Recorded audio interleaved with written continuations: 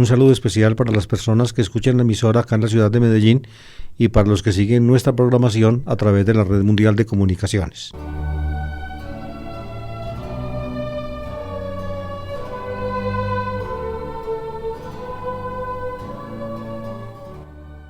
Ya comenzamos el ciclo pascual con el tiempo de Cuaresma, que es la preparación para la gran celebración pascual, que, como ustedes saben, es el Tríodo Pascual, que comienza el Jueves Santo en la noche y termina el Domingo de Pascua, los 3 días de la gran fiesta de Pascua en la muerte y resurrección del Señor. Así se llama, pues, la gran fiesta. El tiempo anterior comprende 40 días, que se cuentan desde el miércoles de ceniza hasta el Jueves Santo, y constituyen, pues, la Cuaresma. La Cuaresma tiene los 5 domingos de Cuaresma, más el domingo anterior al Tríodo Pascual, que se llama Domingo de Pasión, o también Domingo de Ramos. Hoy, en este domingo, pues, es el primer domingo de Cuaresma. Ya pasamos la celebración de la ceniza y nos vamos a internar en la primera semana de la Cuaresma. Las lecturas de este domingo, como la de prácticamente todos los domingos, son 3. La primera tomada del Antiguo Testamento, en este caso del libro del Deuteronomio, la segunda de una carta apostólica, en este caso de la carta a los Romanos, y la tercera del Evangelio. Como estamos en el ciclo C de los domingos, entonces el Evangelio preferido es Lucas. Siempre el domingo de Cuaresma, el primer domingo de Cuaresma, amables oyentes, la Iglesia desde hace muchos siglos lee el texto de las tentaciones de Jesús, que están al comienzo de los Evangelios sinópticos. Los ciclos son 3, Mateo, Marcos y Lucas, y los 3 Evangelios traen el texto de la tentación. En el ciclo A, pues Mateo, ciclo B, Marcos, ciclo C, Lucas. Este año estamos en Lucas, es el ciclo C.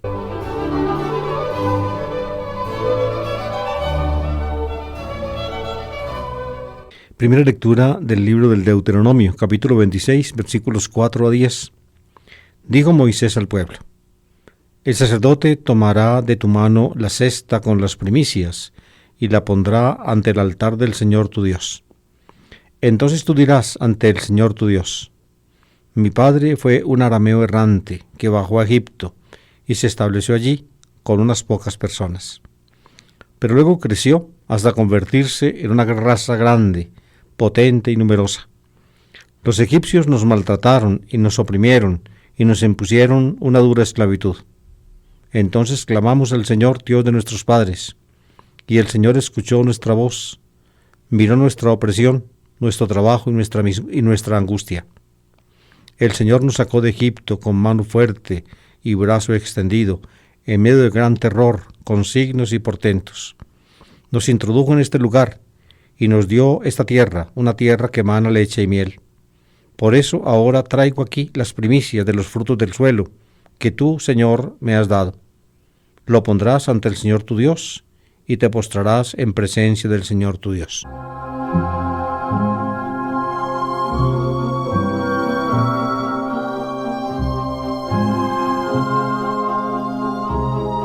Este texto, queridos oyentes, ha merecido mucha atención en los eruditos, en los que estudian críticamente la Biblia, concretamente en este caso el libro del Deuteronomio. La parte más antigua del Deuteronomio pudo formarse pues antes del exilio, en la época monárquica, probablemente desde el reino del norte, antes de su terminación, y luego pasó los elementos más antiguos al reino del sur en la época de Ezequías, y finalmente adquirió una contextura muy definida en la época del rey Josías, a fines del siglo VII antes de Cristo. Según dicen o según suponen algunos eruditos, hubo un hallazgo de un libro de la ley en la época de Josías, pues se refiere al documento deuteronómico que proviene de esa época, pero como les digo, recopila elementos anteriores. Este credo es considerado como un elemento clave para la comprensión del Deuteronomio. ¿Por qué? Porque es un credo, como les acabo de decir, es decir, una confesión de fe del pueblo de Israel, situada acá en el libro del Deuteronomio, en una ofrenda litúrgica de las primicias. Probablemente se refiere el texto, es decir, como es el Deuteronomio del tiempo de Josías, ya la centralización del culto estaba cumplida. Esa fue una de las grandes gestas del rey Josías, que finalmente la multiplicidad de santuarios donde era adorado y reconocido el Señor Dios de Israel, pues fue suprimida y el culto fue radicalmente centralizado en Jerusalén. Probablemente el texto se refiere a la fiesta que llaman aquí de las primicias, quizás sea la llamada fiesta de las semanas, Shevuot, es decir, de las septenas, que equivale pues a nuestra Pentecostés, es 50 días después de la Pascua, cuando el suelo producía los primeros frutos y cuando ya, digamos, estaban para madurar las primeras espigas. Entonces el campesino israelita cortaba las primeras espigas y las llevaba al templo del Señor para ofrecerlas al Señor. Era el ofrecimiento de las primicias. Y con ese motivo, digamos, señalado en el texto, el israelita entonces proclamaba su fe. Es muy significativo, amables oyentes, ver cómo la proclamación de la fe es el recuento de la historia, lo que hizo Dios con el pueblo.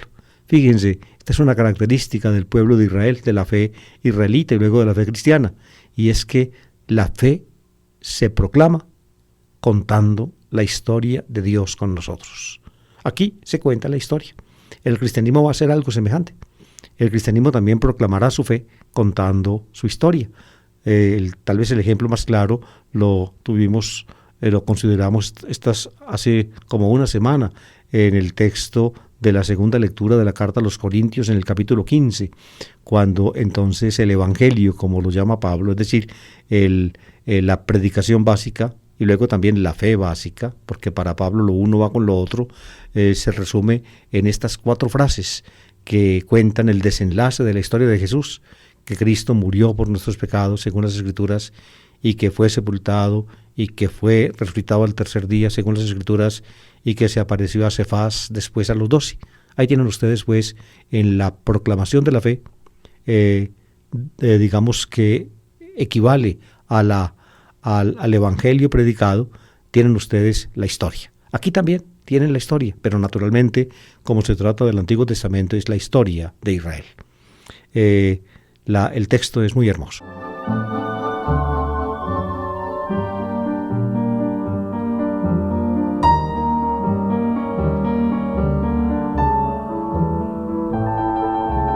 Al principio se cuenta la historia desde el punto de vista del pueblo.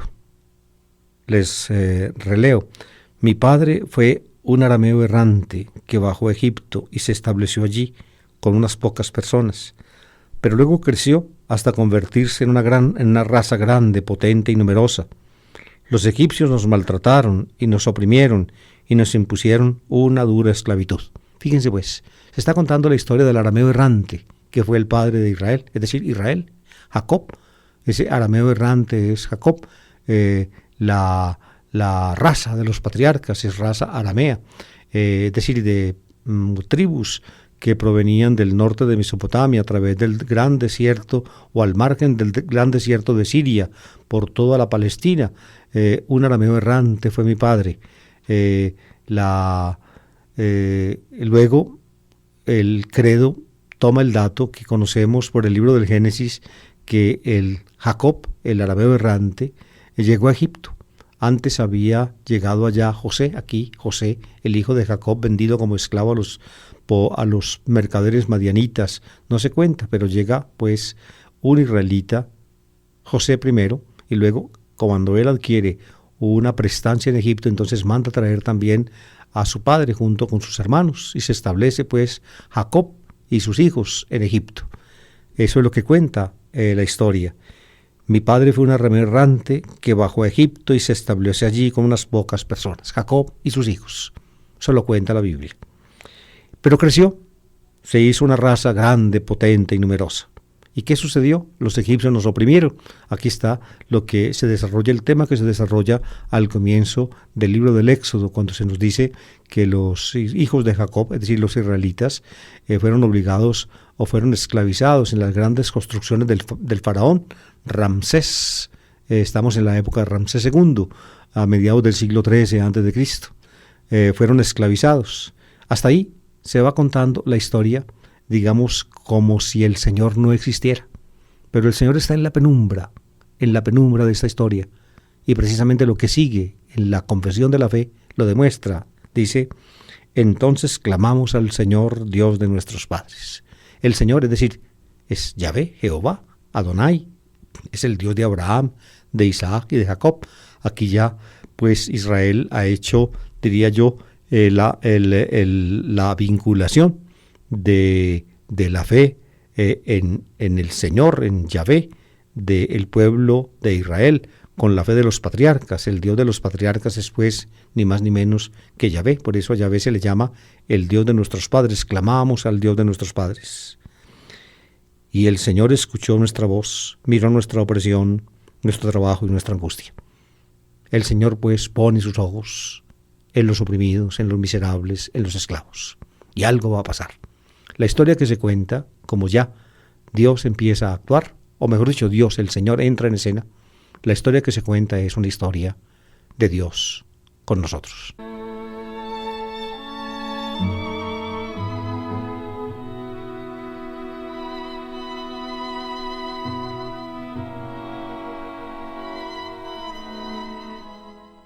La frase primera de lo que sigue en el texto es el artículo básico de la fe israelita. El Señor nos sacó de Egipto con mano fuerte y brazo extendido. Así dice el texto, nos sacó de Egipto. La liberación de Egipto, que Dios los haya sacado de la esclavitud, es por tanto la afirmación central y fundamental de la fe. Nos sacó pues con mano fuerte y brazo extendido en medio de gran terror con signos y portentos. Fíjense, el texto tiene en su penumbra las narraciones de las plagas de Egipto y también los grandes prodigios por el desierto, concretamente el paso del mar que conocemos por el libro del Éxodo. Y luego viene un paso más adelante en el credo. Nos introdujo en este lugar. Es el lugar, es decir, la tierra de promisión, donde se supone que está el israelita presentando ante el altar del Señor las primicias de los frutos en la fiesta de las semanas. Nos introdujo en este lugar. Probablemente este lugar, Hamakom Hasé, dice el texto hebreo, es Jerusalén. Nos introdujo en este lugar y nos dio esta tierra, una tierra que emana leche y miel. Ahí está la definición, digamos, clásica de la tierra prometida. La tierra que emana leche y miel. Cuando uno va a Palestina, queridos oyentes, y mira esa tierra, uno ve una tierra desértica, yerma, con poca agua, con poca vegetación. Pero para ellos era el don de Dios, la tierra que mana leche y miel.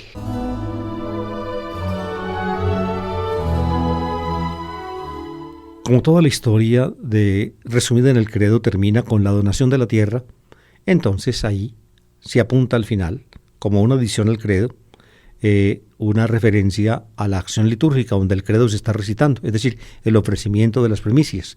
Como la tierra es un don del Señor para su pueblo, entonces dice al final el credo, por eso ahora traigo aquí las primicias de los frutos del suelo que tú, Señor, me has dado. Claro, la tierra fue dada por el Señor a ellos, por tanto ellos le dan al Señor las primicias del suelo, es decir, las primicias de la tierra. Y termina el texto ya, digamos, como contando o volviendo a la escena. La escena comienza con que llega el fiel al lugar, al santuario y presenta las primicias en el altar. Luego recita el credo. Y al final entonces, fíjense, como llegó con las primicias, entonces al final se dice, lo pondrás ante el Señor tu Dios y te postrarás en presencia del Señor tu Dios. Lo pondrás, es decir, el fruto del suelo.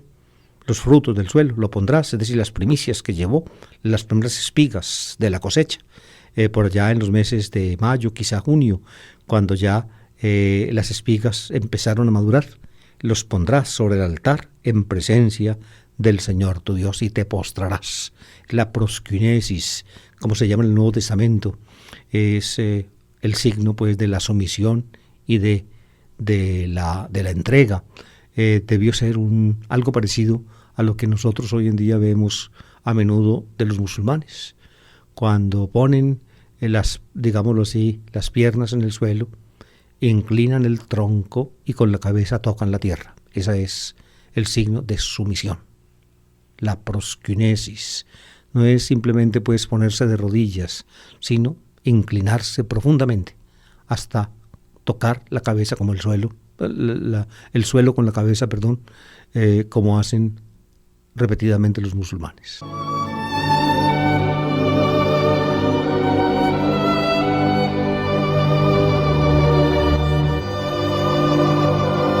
La segunda lectura es de la carta a los Romanos, en el capítulo 10, versículos 8 a 13. Fíjense, queridos oyentes, en los capítulos 1 a 8, el apóstol Pablo en la carta a los Romanos hace una especie de síntesis de su evangelio, del evangelio que él predica, el evangelio de la gracia de Dios de la gracia de Dios primero pues para el judío, después para el griego, porque toda la humanidad, tanto griegos, es decir, paganos, como judíos son pecadores y no pueden acceder a Dios porque simplemente quedarían sometidos a un juicio inexorable. Por eso Dios entonces decreta el indulto general, y el indulto general lo decreta Dios, como explica Pablo en el capítulo 3, porque por el hecho de Jesús, porque Él es propiciación por nuestros pecados, como supone Pablo, tomando yo las palabras de la primera carta de Juan. Él es propiciación por su muerte, entonces, porque Él muriendo nos representa y en alguna forma nos sustituye.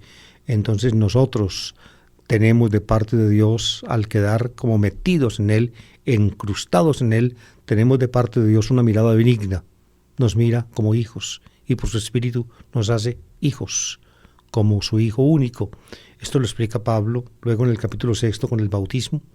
En el capítulo 7 cuando toca el tema de la ley, y en el capítulo 8 cuando desarrolla las páginas más hermosas de su soteriología.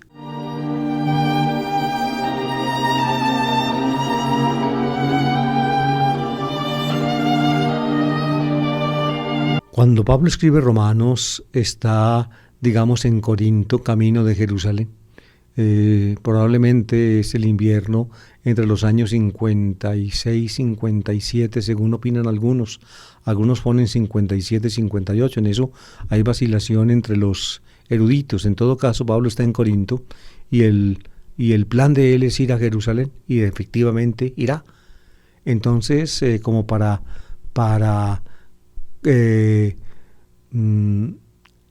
preparar también después de Jerusalén el viaje a Occidente. Él piensa eso, llegará a Jerusalén, entregará la colecta y luego irá hacia Occidente para evangelizar en Roma, y de Roma pasar, no tanto en Roma porque ya a Roma había llegado el evangelio, ya había cristianos, y la costumbre de Pablo no era, sembrar donde otro ya había sembrado, sino ir a buscar donde el evangelio no hubiera llegado. Entonces quería ir a España. Por eso entonces, como sabe que de Jerusalén va a ir a Roma, al menos lo espera, y así ocurre, pero ocurre en una forma como Pablo no se lo espera, y es que irá a Roma preso, lo tomarán preso en Palestina y lo enviarán a Roma. En todo caso llegará a Roma. Él quiere con esta carta a los romanos preparar su llegada a Roma, para que la comunidad cristiana de Roma lo apoye y lo ayude en su ulterior evangelización en Occidente, es decir, en España, como lo piensa hacer. Por eso envía esta carta a los romanos. Es una especie como de carta con la cual el apóstol quiere granjearse la benevolencia y la ayuda de la comunidad cristiana de Roma.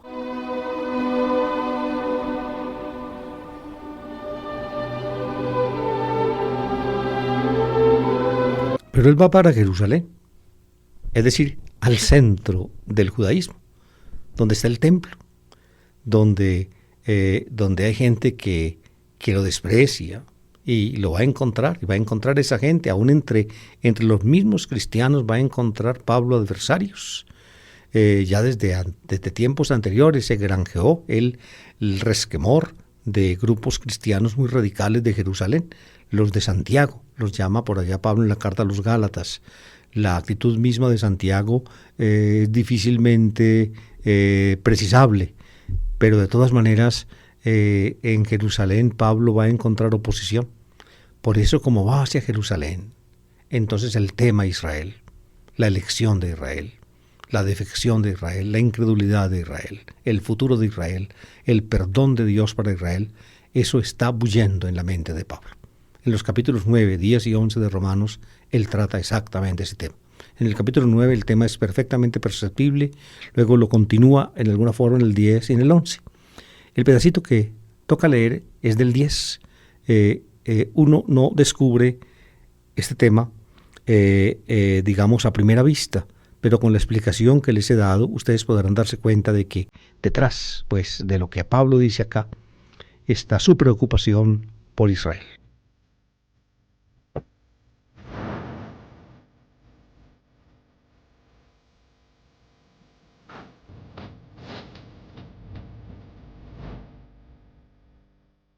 Carta a los Romanos, capítulo 10, versículos 8 a 13. Hermanos, la Escritura dice: la palabra está cerca de ti, la tienes en los labios y en el corazón. Se refiere al mensaje de la fe que os anunciamos. Porque si tus labios profesan que Jesús es el Señor, y tu corazón cree que Dios lo resucitó, te salvarás.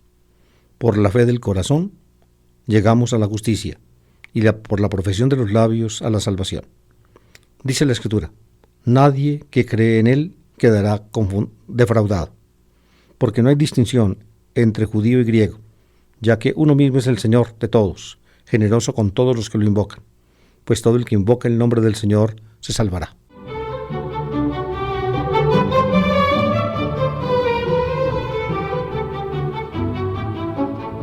Dos veces cita Pablo la Escritura, como ustedes escucharon, con la intención de fundar, pues, la idea que les quiere proponer. La idea es esta: la profesión de los labios y la fe del corazón coinciden.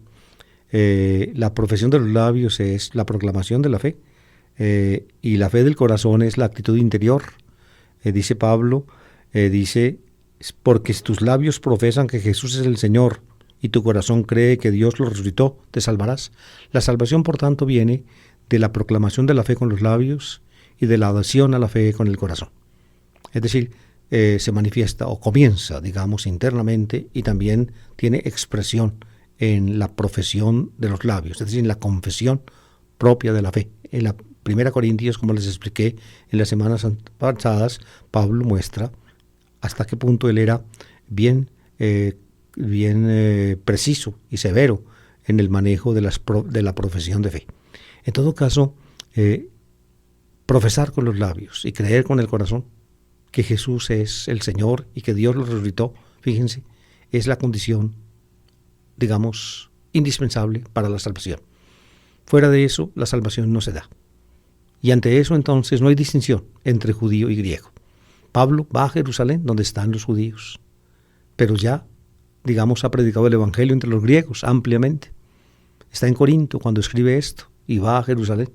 No hay distinción entre judío y griego. Ya el judío no puede alegar ninguna preeminencia, a pesar de que en la historia de la salvación la tuvo. Israel nunca perderá sus privilegios, porque fue el pueblo que Dios eligió,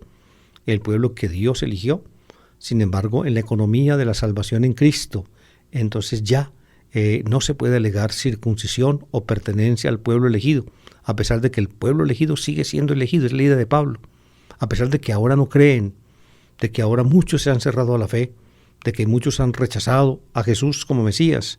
Sin embargo, ellos siguen siendo el pueblo que Dios eligió, y por tanto Pablo conserva la esperanza de que finalmente algún día ellos volverán o se integrarán al grupo de los cristianos. Ese es pienso yo, la idea conductora de todos los capítulos 9, 10 y 11 de la carta a los Romanos.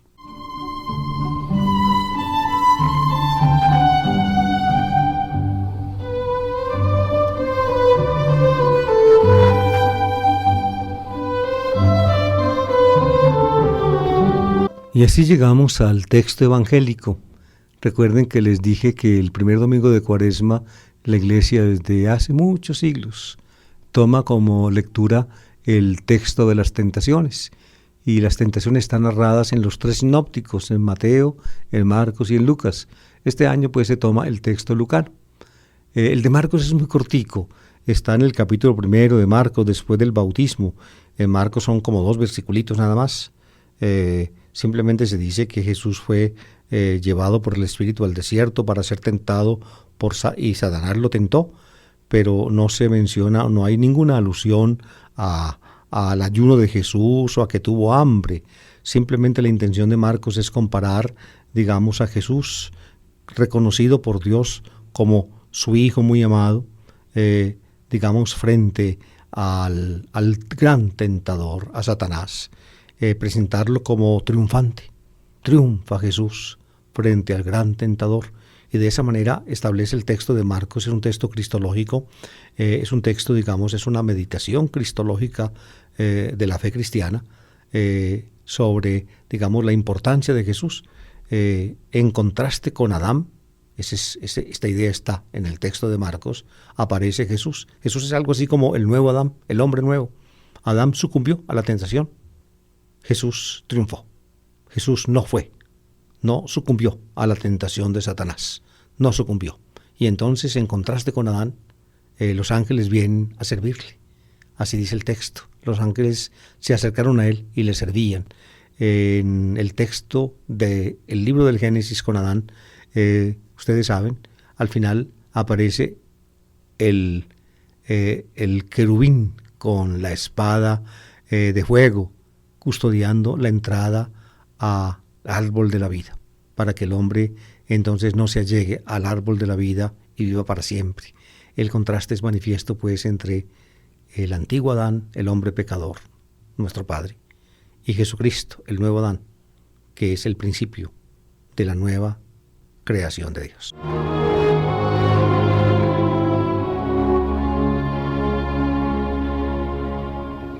Amables oyentes, Mateo y Lucas conocen el Evangelio de Marcos, leyeron a Marcos, leyeron el pedacito de Marcos que les acabo de comentar, y conservan, digámoslo así, el ordenamiento de Marcos. En Mateo y Lucas también actúa Juan Bautista primero, predica, luego Jesús llega al Jordán, es bautizado por Juan, y luego Jesús es tentado, es llevado por el Espíritu al desierto y es tentado. Ese ordenamiento pues básico de Marcos lo conserva Mateo y Lucas.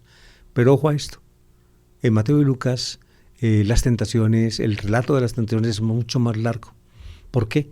Porque Mateo y Lucas incorporan dentro del episodio que narra Marcos, incorporan elementos de una fuente común que tienen, en que se habla de una triple tentación, la triple tentación en Mateo y Lucas.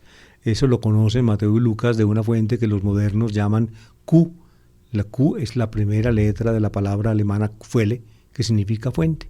Mateo y Lucas conocieron ese texto de Q y lo incorporaron, conservando el ordenamiento de Marcos, lo incorporaron al breve relato de Marcos. Marcos no conoció el relato de Q, en cambio Mateo y Lucas sí. Un detalle muy interesante es este. Es en Mateo y Lucas, pues, partiendo del texto que conocen los dos evangelistas de la otra fuente, que no es Marcos, de la otra fuente de ellos, de la otra fuente común, hay una sucesión de 3 tentaciones. Fíjense, en Mateo las 3 tentaciones son estas. Jesús está pues en el desierto, el diablo lo lleva al desierto y allí ayuna 40 días y 40 noches. Es la primera tentación. El tentador, que en Q no se llama Satanás como en Marcos, sino o diabolos, el diablo. El diablo es una expresión helenística, digamos, correspondiente a Satanás. Es en griego. Satanás es originalmente, quizá ustedes oyeron mi explicación del libro de Job estos días en el programa Historia de la Biblia. Originalmente es uno de los Bnei Elohim, de los hijos de Dios, que están junto al trono del Señor. es el fiscal. Satán se dice en el libro de Job en hebreo, es el fiscal, es decir, ese ser, digamos, perteneciente al foro divino, al cual Dios se encarga de vigilar a los seres humanos y de darle razón a Dios de lo que los seres humanos hacen. Eso es lo que hace Satán. Pues bien, con el tiempo, ante el influjo sobre todo de los persas, del pensamiento persa, Satán se convierte en Satanás, que ya es el espíritu del mal por antonomasia. Satanás es el nombre que se usaba en Palestina, sobre todo entre los fariseos. Entre los esenios se usaba un nombre correspondiente, que es Belial en hebreo, Beliar. Suelen, transliterar los textos cristianos al griego. Satanás o Beliar es el término hebreo, pues, diría yo, del enemigo jurado de Dios, del principio del mal, no como un principio del todo correspondiente a Dios, que es el principio del bien, sino más bien, como lo explica la apocalíptica del judaísmo, el libro de Enoc, como una especie de ángel caído, así lo explica el judaísmo más adelante. En fin, en todo caso, en el texto de Q, que es el que estamos considerando, aparece el diablo. La palabra diabolos en griego, les voy a explicar la etimología. El verbo básico es balín, la raíz val, que significa en griego arrojar, echar, aún colocar, digamos, como con ahínco, como con fuerza. Y dia indica como sucesión de cosas, La raíz val, fíjense, aparece en nuestro idioma en palabras como bala. Bala, ¿qué es bala? Es una cosa que se arroja, un proyectil. Creo que ustedes lo entienden. Entonces el diabolos en griego es alguien que introduce el desorden, que crea confusión, que crea caos. Aún más, y esto lo hace cercano al significado de la lengua hebrea, que es el fiscal, el que difama a los seres humanos, en fin, delante de Dios. En todo caso, el diablo es el que aparece en Q, y aquí aparece, pues, en el texto lucar. La primera tentación, pues, esa es que convierta estas piedras en panes. Así dice Mateo en plural, en Lucas está en singular. Luego la segunda tentación, ahí viene una variación. En el texto de Mateo, el diablo conduce a Jesús al alero del templo y lo invita a tirarse. Tírate de aquí. Y le cita la escritura, porque está escrito: mandará a sus ángeles para que te tomen en sus manos y tu pie no tropiece con la piedra. Pero Jesús lo rechaza, así como rechazó la primera tentación utilizando la escritura, también rechaza esta segunda utilizando la escritura, concretamente textos del Deuteronomio. Luego en Mateo la tercera tentación es en el monte alto. Lo monta o lo sube a un monte alto, es la tercera tentación en Mateo, y le muestra los reinos del mundo y se los ofrece. Te los doy si me adoras. Pero Jesús lo rechaza. Solamente a Dios hay que adorar. Satanás no merece adoración y por tanto Jesús lo rechaza. Fíjense, ahí está la sucesión de tentaciones en Mateo. Panes, convertir piedras en panes, luego el alero del templo, que se tire de allí, que se arroje para que los ángeles lo recojan, y luego finalmente el monte alto. En cambio en Lucas es el texto que estamos considerando, ahorita lo leemos. El orden es diferente. El primero es que convierta esta piedra en pan. Jesús rechaza. Luego la segunda tentación. ¿Ven? Según Lucas, Jesús es llevado, es conducido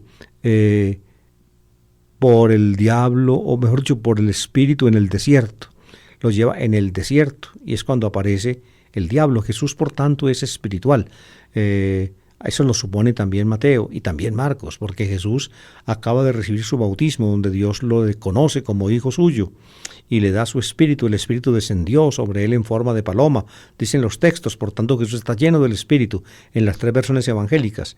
Por tanto, va al desierto, donde será tentado, donde es tentado, llevado por el espíritu. Pues bien, es aquí donde aparece entonces la figura del tentador, el diablo, en Q. La primera tentación, pues, es la de los panes. El pan más bien en Lucas porque es singular. La segunda tentación en Lucas es no la del monte. Fíjense, en Lucas no aparece monte, sino que lo lleva el diablo, lo toma como en un rapto diabólico, lo toma del desierto donde está, donde lo ha invitado presuntuosamente a convertir esta piedra en pan, lo toma por los aires. Por tanto, no lo sube a ningún monte, sino que lo lleva al aire, y desde el aire le muestra los reinos del mundo. En Mateo aparece el monte, al final.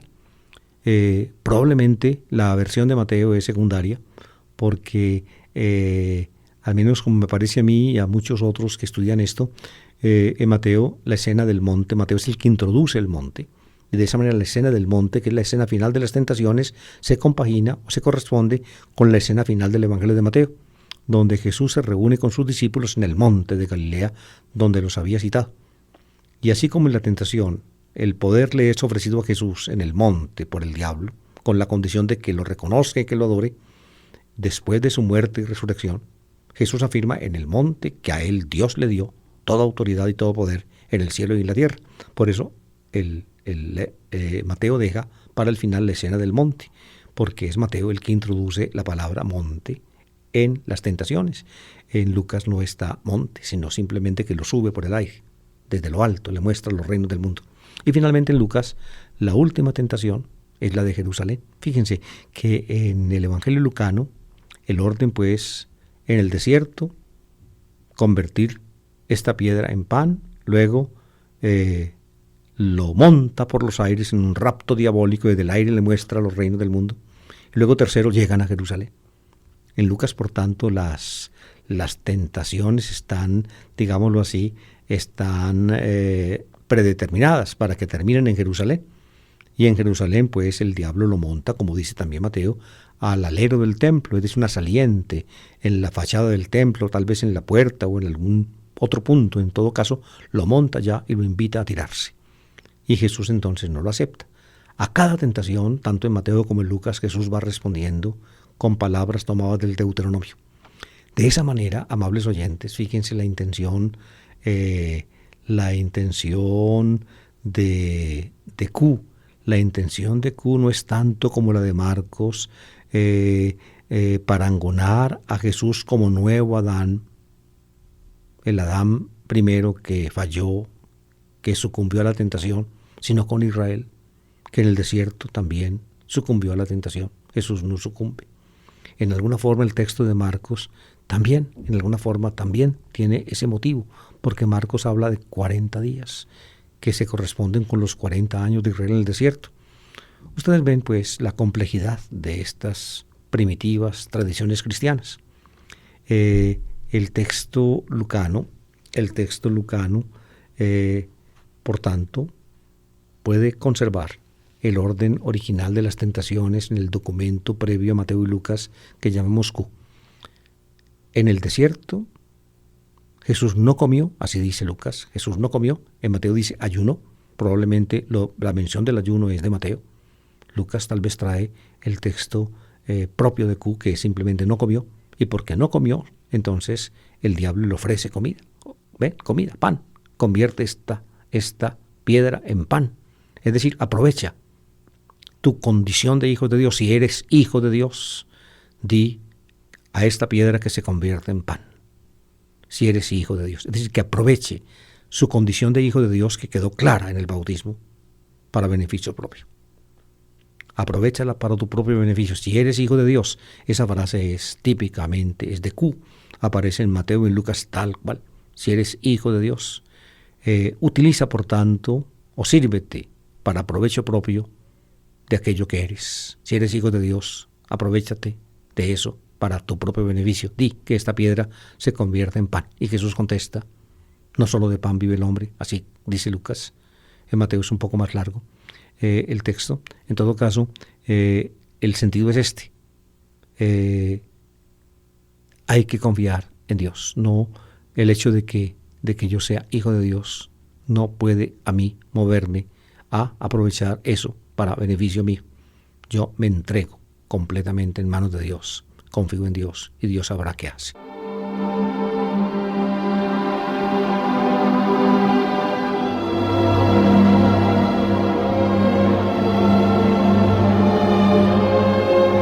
En la segunda tentación, como les dije, el diablo lo toma por los aires, es un rapto diabólico por los aires, y desde arriba, desde el aire, le muestra los reinos del mundo.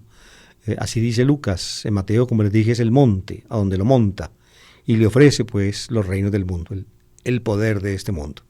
Y allí tiene la tradición de Q, pienso yo, una idea, digamos, cultivada en el cristianismo primitivo, que muestra la raigambre del cristianismo naciente palestinense con los grupos jasídicos del judaísmo apocalíptico.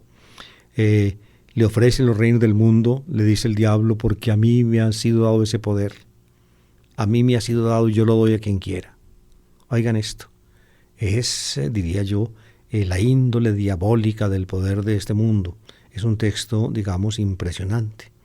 El poder de este mundo que el Satanás o que el diablo le ofrece a Jesús tiene índole diabólica. Esto se compagina perfectamente con las ideas apocalípticas del libro de Daniel, cuando los imperios del mundo, el poder de este mundo, simbolizado en las 4 bestias, aparecen claramente como un poder satánico.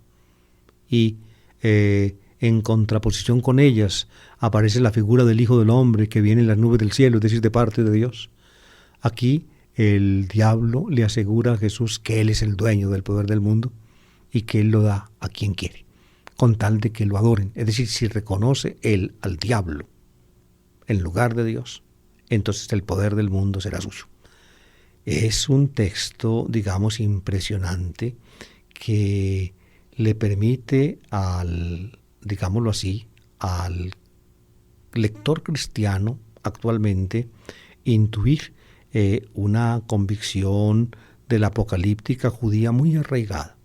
Es decir, en las estructuras del poder del mundo, el mal está sembrado. El mal está sembrado y es muy difícil, casi imposible de erradicar. Por eso, y eso pienso yo, puede pertenecer a nuestra experiencia concreta histórica, cuando nosotros vemos en el mundo en el cual nos toca vivir, vemos cómo es de difícil expurgar lo bueno de lo malo en las cosas que ocurren. Difícil, muy complicado. Por eso las posiciones políticas que uno toma nunca pueden ser radicalmente absolutas. ¿Por qué? Porque finalmente aún aquellas que a uno le parecen a uno más adecuadas, por ejemplo en las ideas actuales de democracia o de tiranía o de, en esas, aún en lo que a uno le parece democrático, la larvada pretensión humana de reemplazar o de asumir el poder de Dios se da. No solamente pues en los regímenes, podríamos decir, de izquierda radical, se da esa pretensión de reemplazar el poder divino, sino también en los llamados intentos de las democracias occidentales que aparecerían como más cercanas al cristianismo. Yo recuerdo, amables oyentes, unas experiencias que me ha tocado vivir en mi ya larga vida. Por ejemplo, cuando viajé a Cuba hace muchos años a dar un curso al clero, y me tocó recorrer la isla entera, unos sacerdotes cubanos en un carrito ya viejito, como los carros de allá, me llevaron desde Santiago de Cuba hasta La Habana, avanzando pues penosamente por las carreteras de Cuba, y cada rato encontraba uno el borde de la carretera un gran aviso con este letrero: los hombres pasan, el partido es inmortal. El partido es inmortal. Los inmortales en la religión son los dioses, por tanto el partido tiene algo de divino. Esa gesta humana o esa formación humana que es el partido, concretamente el Partido Comunista Cubano, es inmortal, nunca pasará. Por eso no nos extraña cuando Cuba hace unos años proclamó su nueva constitución, tuvieron la osadía de decir que esa constitución era inmodificable, absolutamente inmodificable, eterna. Dios es Dios, es Dios, es lo divino, el partido es inmortal. Otro detalle en el mismo sentido que me tocó a mí experimentar hace muchos años acá en Medellín, cuando la Universidad de Antioquia pues vivía los embelezos con el libro rojo de Mao, Yo recuerdo mucho esos muchachos. Llevaban todos en el sobaco el libro rojo de Mao y era prácticamente el evangelio que los dirigía. Esa época la universidad era prácticamente la caldera donde se surtía la guerrilla, sobre todo el ELN y el EPL, que tuvieron de alguna forma más raigambre acá en Antioquia. En todo caso, en esos días murió Mao Zedong en China. Y un grupo de estudiantes de la de Antioquia, un paredón inmenso que había, todavía se ve, en Bolívar, entre el Parque de Berrío y la Plaza Notivara, donde está hoy la estación del metro, había un paredón inmenso. Todavía no estaba el metro, de modo que eso, pues uno podía mirar. Bolívar funcionaba como una calle ancha y uno veía el paredón. Escribieron este letrero, pintaron a Mao con los colores de, digamos, el rojo de la bandera china, y pintaron a Mao con este letrero: gloria eterna al camarada Mao. Gloria eterna. Otro vocabulario religioso. Fíjense, esa es la tentación humana. La tentación humana es convertir sus políticas, sus pretensiones en lo divino y hacerlas definitivas, absolutas, inmodificables. Ahí tienen ustedes dos ejemplos, digamos, de un signo político, pero pongamos otro, de otro signo político, el contrario. Recuerden cuando empezó la guerra del Golfo en Irak. Saddam Hussein se tomó a Kuwait, lo invadió, se adueñó de él. Entonces todo Occidente, encabezado por Estados Unidos, Inglaterra, los aliados, unidos a países árabes como Arabia Saudita y otros países árabes, Egipto, quisieron pues ayudar a Kuwait a liberarse de Saddam Hussein, y vino la guerra del Golfo, la primera guerra del Golfo. Y fue el plan de los aliados contra la invasión hecha por Saddam Hussein de Kuwait. ¿Sabe qué nombre le escogieron? Justicia infinita. Justicia infinita. Es decir, la justicia que ellos iban a hacer era infinita, es decir, divina. Fíjense, son gloria eterna, justicia infinita, partido inmortal. Ustedes ven, son las pretensiones políticas del ser humano prácticamente llevadas a la apoteosis. Cualquier relación con lo que le dice el diablo a Jesús en la tentación no es coincidencia. A mí me fue dado el poder del mundo y yo lo doy a quien quiera. Si tú me adoras, lo tendrás.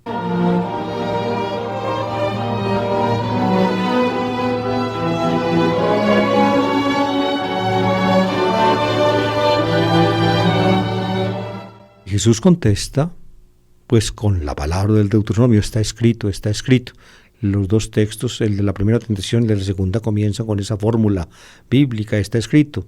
Gegrapte, se dice en griego, gegrapte, está escrito.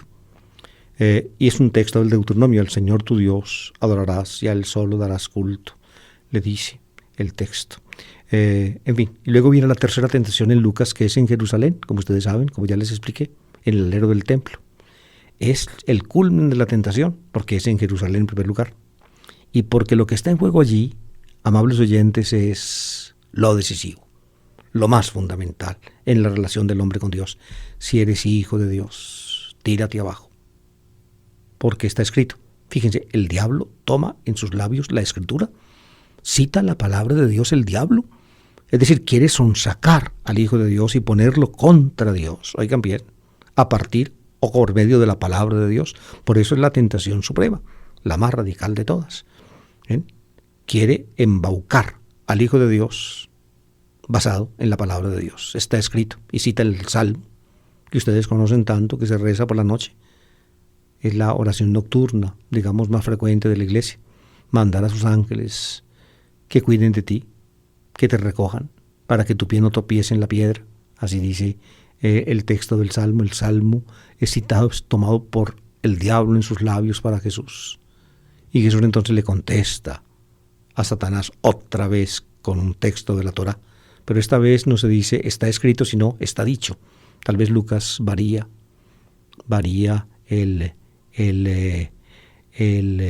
para no repetir tres veces la misma fórmula: está escrito, dice la tercera vez está dicho, y otra vez el texto del Deuteronomio. El texto del Deuteronomio pues finalmente asegura que que no tentarás al Señor tu Dios. Es un texto de Deuteronomio capítulo 6.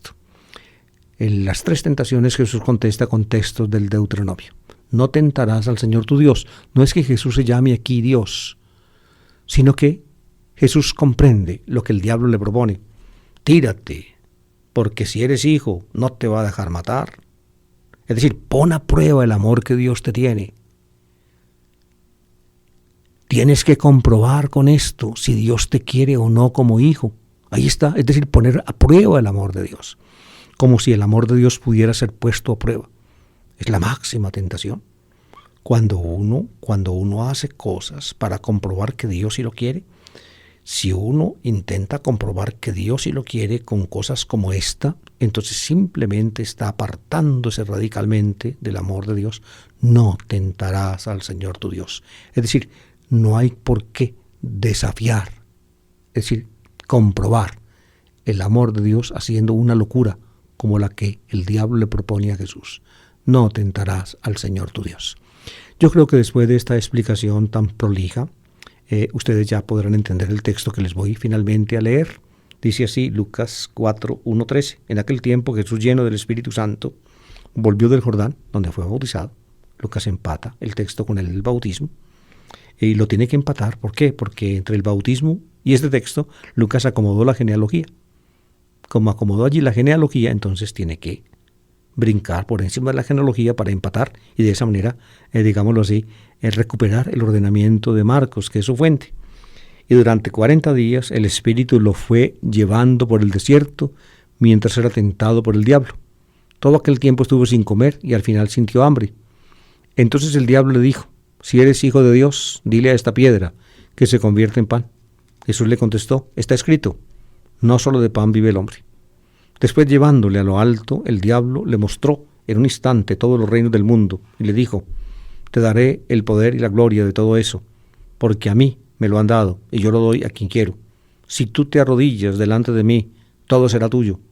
Es, por tanto, reconocer pues al diablo como Dios, convertir el mal en bien. Es lo que en otro punto del Evangelio básicamente Jesús llama la blasfemia contra el Espíritu Santo, el pecado que no se perdona. Jesús le contestó: está escrito, al Señor tu Dios adorarás y a Él solo darás culto. Es un texto del Deuteronomio capítulo 6. Luego viene la tercera tentación. Entonces lo llevó a Jerusalén y lo puso en el alero del templo y le dijo: si eres hijo de Dios, tírate de aquí abajo, porque está escrito, encargará a los ángeles que cuiden de ti, y también te sostendrán en sus manos, para que tu pie no tropiece con las piedras. Jesús le contestó: está mandado, no tentarás al Señor tu Dios. Es decir, intentar comprobar con algo semejante que Dios lo ama aún es precisamente negar el amor de Dios, tentar a Dios.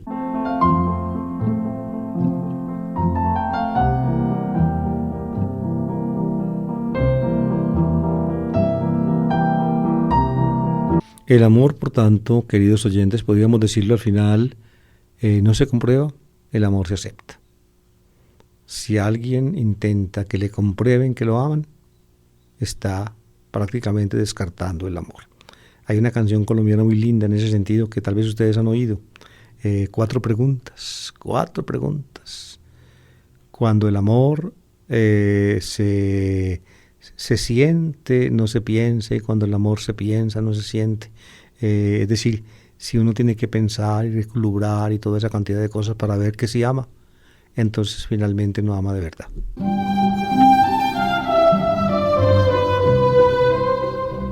Y Lucas termina el relato de las tentaciones en una forma particular. Es de él, el último versículo es de él. Entonces, terminadas las tentaciones, el diablo lo dejó hasta el momento oportuno. ¿Cuál es el momento oportuno al cual se refiere Lucas? Es el momento de su muerte, cuando Satanás entró en Judas y cuando Jesús dice, cuando lo van a agarrar en el huerto, esta es la hora del poder de las tinieblas. Ahí vuelve pues Satanás a aparecer. Ahí entonces el diablo reaparece para la última y la más radical tentación de Jesús. El resto del tiempo, después de esto, hasta ese momento, el diablo parece según Lucas, en la penumbra, aunque no está tanto en la penumbra, porque actúa aquí y allá. Sin embargo, para Lucas, pues hay como una especie de salto entre esta tercera tentación y luego el momento del poder de las tinieblas, cuando Satanás, o mejor dicho, el diablo, reaparece.